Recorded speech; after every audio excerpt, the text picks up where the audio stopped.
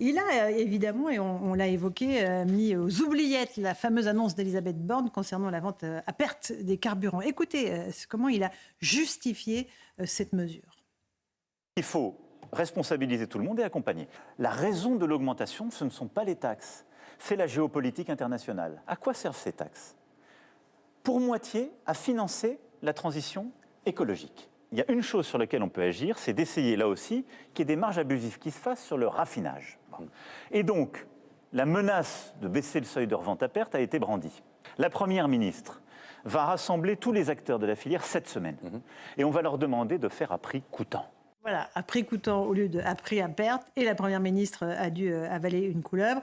Il a fait quelques annonces il y a quelques instants, Louis Dragnel, justement à propos de cette transition écologique. Il a annoncé que l'État allait abonder à hauteur de 700 millions d'euros pour la construction de 13 RER métropolitains. Et puis aussi, il prévoit la production d'1 million de pompes à chaleur d'ici la fin du quinquennat. Donc on a un président qui s'occupe des chaudières à gaz, des pompes à chaleur, de l'essence, de tout. Non, mais à quoi sert la Première ministre? Vous avez raison. Et je me disais à un moment donné, quand je l'ai entendu, je me suis dit, mais est-ce qu'il va nous donner bientôt le standard de la cheville pour les vis placoplates qu'on devra mettre? C'est pas à quoi sert le Premier ministre. Il n'y a pas besoin de Première ministre. Mais tout est un domaine réservé avec Emmanuel Macron. L'éducation nationale, c'est réservé maintenant. Non, mais c'est alors Louis Dragnel, un président qui est sur tous les sujets. Qui est sur tous les sujets, mais et puis le problème, c'est que parfois il s'engage sur certaines choses et c'est pas évident que tout se produise.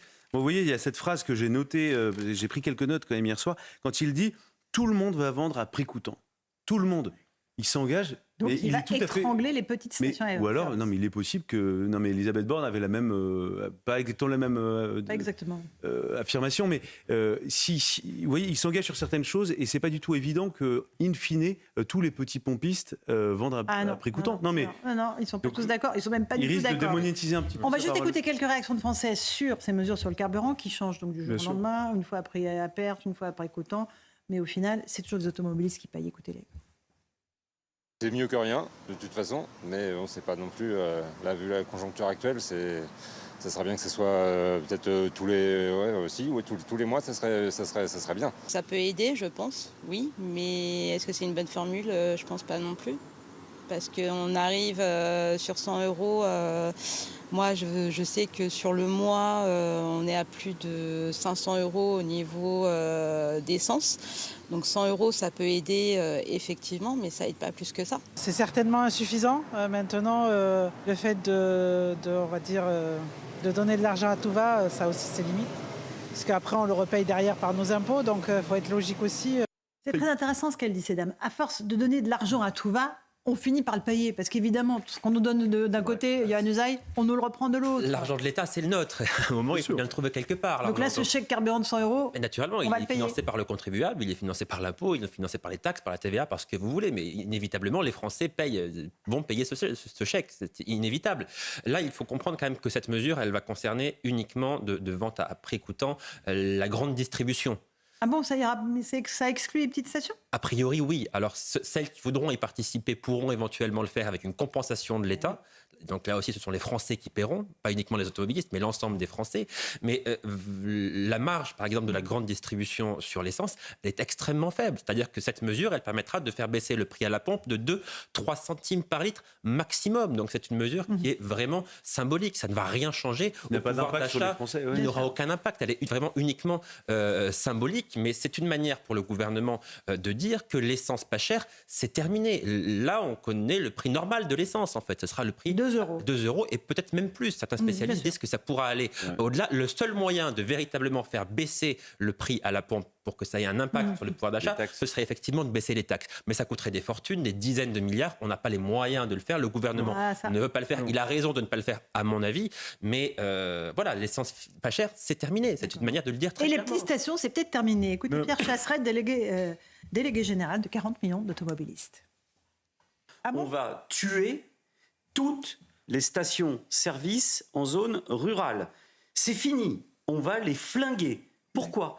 Eh bien parce que quand vous avez une station-service qui fait de la réparation automobile, un petit peu d'épicerie, et puis aussi un petit peu de carburant, si on demande à tout le monde de travailler à prix coûtant, c'est-à-dire juste pour rembourser le carburant et puis le ticket de transport, plus personne ne va bosser.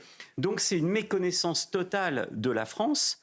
Ça me donne une sensation de président des ultra-cœurs de ville qui qui est complètement et totalement déconnecté de la réalité des Français dans leur quotidien. Voilà pour Pierre Chasseret de 40 millions d'automobilistes. Un petit mot, Aminata El Bailly, avant qu'on rejoigne Philippe Ballard du RN. Oui, simplement vous dire que le gouvernement aujourd'hui profite de cette inflation, que le gouvernement, et je crois, doit redistribuer les surprofits, doit redistribuer finalement les recettes fiscales qui ont été générées grâce à l'inflation au titre de la TVA. Et ses propres recettes à lui, ce que vous nous dites, pas celles des entreprises. Okay. Il faut redistribuer la TVA, c'est-à-dire l'argent des Français.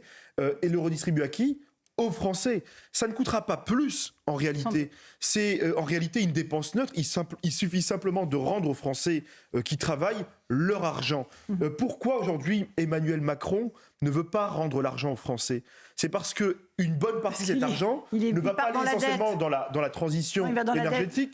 Ça va dans la dette. Cette dette, aujourd'hui, c'est la dette qu'Emmanuel Macron va transmettre à la jeunesse de France, aux futures générations, avec l'explosion de la dépense publique, qui n'est pas seulement due à la crise Covid-19. Oui. C'est un choix politique du président de la République et c'est une honte. En fait, Emmanuel Macron a dit quelque chose de très important hier qui est passé complètement sous les radars, me semble-t-il, concernant le prix de l'essence, et il a raison. Il a dit, et en fait, ça va continuer d'augmenter parce que le prix du baril va continuer d'augmenter, l'OPEP réduit son offre, etc. etc. Et ça, c'est très important parce que si le prix du litre d'essence est réduit de 2-3%, s'il arrive à faire pression sur les marges de raffinage, s'il arrive à faire payer au prix coûtant, en réalité, c'est pas ça qui va réduire le prix. Et bien sûr, mais c'est très important. Parce qu'en fait, il faut quand même qu'on ait bien en tête cette chose-là, c'est que tant que le prix du baril augmente, le prix de l'essence augmente, taxe ou pas taxe. Oui, et ça va continuer pour des raisons géopolitiques et des raisons économiques. Philippe Ballard est avec nous, député Rassemblement National de l'As. Bonsoir. Vous avez écouté le président Macron. On parle là des mesures sur l'essence. Est-ce que c'est une bonne mesure de faire vendre l'essence, les carburants, à prix coûtant ? Non, mais dans ce que nous a annoncé hier Emmanuel Macron, entre parenthèses, pour lui, c'était une bonne chose. Ça permettait de faire diversion et de ne pas parler des résultats catastrophiques des élections sénatoriales et puis du résultat d'un sondage qu'on trouvait dans le JDD où sa cote de mécontentement arrivait à 71%. Non, il y a deux mesures. Les 100 €, alors virgule, par an. Moi, j'étais hier à Beauvais. Alors, je regardais, je faisais le plein. Il y avait des habitants qui faisaient le plein. C'était 25 à 30 €, hein, grand maximum. C'est-à-dire, c'est 100 € sur l'année, c'est l'équivalent d'un plein.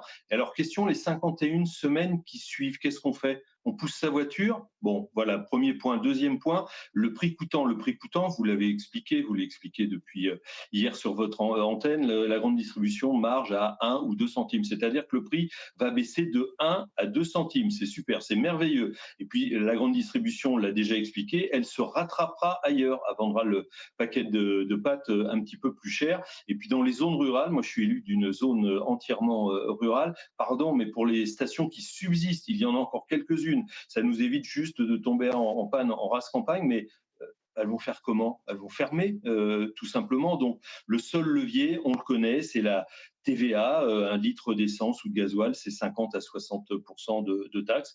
Donc, on abaisse de 20 à 5,5%. C'est 8 à 10 € de gagné, puisque là, on est toujours dans la politique du chèque. Mais un chèque, si vous faites un chèque, Laurence Ferrari, c'est de l'argent qui sort de votre compte en banque. Une TVA, c'est pas tout à fait le même principe. C'est de l'argent qui ne rentrera pas sur votre compte en banque. Alors, en contrepartie, parce que nous sommes responsables, il faut faire des économies. Là, moi, je renvoie tout simplement au programme de Marine Le Pen, au programme du Rassemblement National. Il y avait 68 milliards d'économies par an sur notre programme, sur l'immigration, sur notre contribution à l'Union européenne, dans la lutte contre la fraude fiscale, sociale, etc., etc. Une question, Philippe Ballard, de Yohann Usaï. Oui, on comprend bien l'intérêt immédiat dans votre proposition de baisser la TVA de 20 à 5,5 sur les carburants. Seulement, elle a quand même un défaut majeur, cette proposition, c'est qu'elle va bénéficier à l'ensemble des Français, y compris ceux qui n'en ont pas besoin. Est-ce que compte tenu de notre situation d'endettement qui est absolument colossale, vous trouvez qu'il est bien raisonnable d'aider des Français qui n'en ont pas besoin ? Est-ce que la politique ciblée, la politique du chèque, finalement, n'est pas plus efficace en réalité ?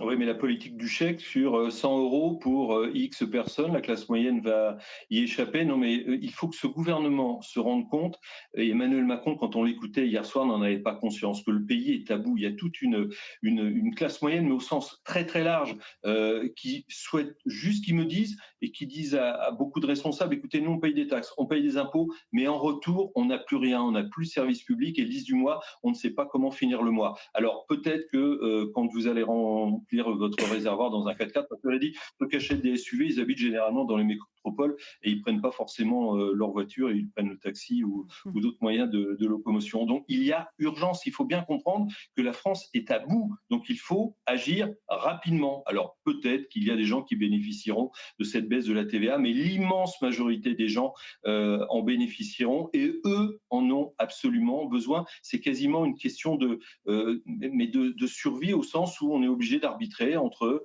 je saute un repas ou bien je remplis mon réservoir d'essence. On en est là en France en 2023, c'est le bilan d'Emmanuel Macron. Philippe Bellard, merci d'être venu sur Punchline, député RN de l'Oise. Louis de Ragnel, on a parlé immigration, on a parlé pouvoir d'achat. Il n'y a pratiquement pas été question de sécurité hier dans l'interview du président Macron. On va en parler dans un instant avec Linda Kebab du syndicat SGP Police. C'est assez surprenant, alors que notre pays est en proie à une vraie crise, à une montée de la violence absolument partout. Ce qui est sûr, c'est qu'on aurait aimé entendre effectivement le président en parler, surtout que hier soir, on était au lendemain de cette manifestation contre les violences dites policières, manifestation au cours de laquelle quand même il y a une voiture de police qui a été attaquée par une horde de militants d'extrême gauche, un policier qui a été obligé de sortir de la voiture, de sortir également son arme, et donc une image qui a fait l'objet d'une polémique, notamment avec Sandrine Rousseau, avec M. Boyard, respectivement député écologiste et La France Insoumise, qui explique en fait que les policiers font n'importe quoi, font ce qu'ils veulent. Moi, simplement, ce que je note, c'est que depuis maintenant plusieurs mois, vous évoquiez tout à l'heure le fait qu'au moment de la crise des Gilets jaunes, le déclencheur de la crise a été le prix du carburant.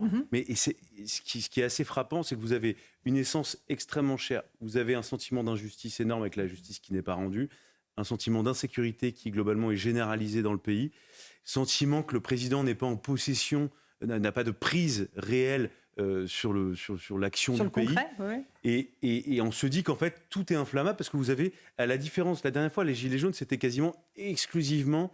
Il y avait le fait que les gens ne se sentaient pas respectés, loin de Paris, tout ça. Et il y avait le déclencheur, c'est le prix du carburant. Là, vous avez énormément d'éléments potentiellement déclencheurs. L'état de la pauvreté. Pour l'instant, la pauvreté, vous avez raison, l'inflation, voilà. Et pour l'instant, cet élément déclencheur n'a pas eu lieu. J'espère qu'il n'aura pas lieu. Mais pour espérer ça aussi, il faudrait qu'il y ait des réponses politiques qui soient apportées au moins sur un de ces sujets, sécurité, justice, inflation. Oui, mais c'était une drôle d'interview hier, où on hésitait dans l'exercice de style entre la foire d'empoigne, la cacophonie généralisée. Il s'agit quand même du chef de l'État. Il y avait une espèce de pièce de théâtre mal jouée. C'est pas facile ce type d'interview. Non, bien sûr, pour l'avoir fait, je sais le poids de l'institution sur vos épaules. Alors il y avait peut-être trop de thèmes aussi à traiter. Il y avait le match de rugby derrière.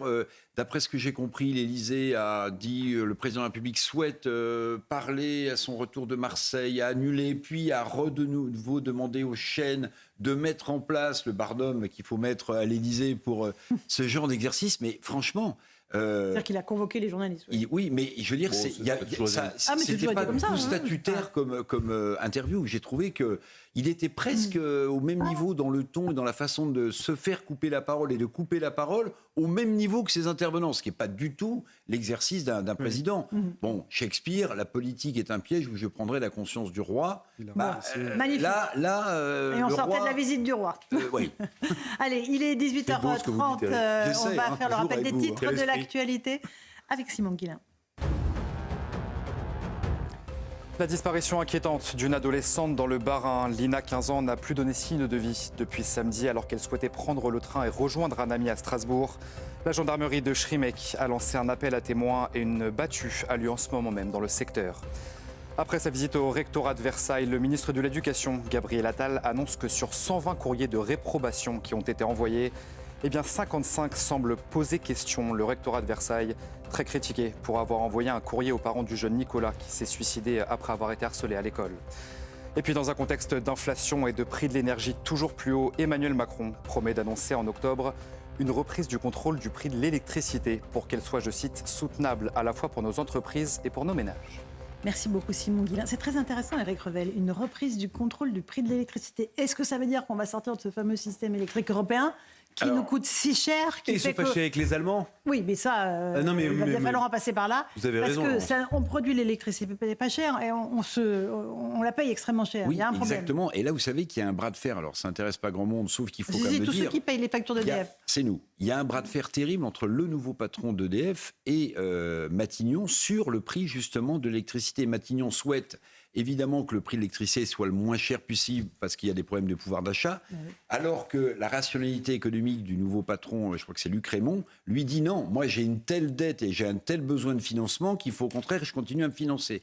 Et là, je crois qu'Elisabeth Borne a donné 15 jours, on en est là aussi, ça passe sous les radars, 15 jours au nouveau patron d'EDF qui a remplacé Jean-Bernard Lévy il y a quelques mois pour lui dire non, vous allez faire ce que je vous dis de faire.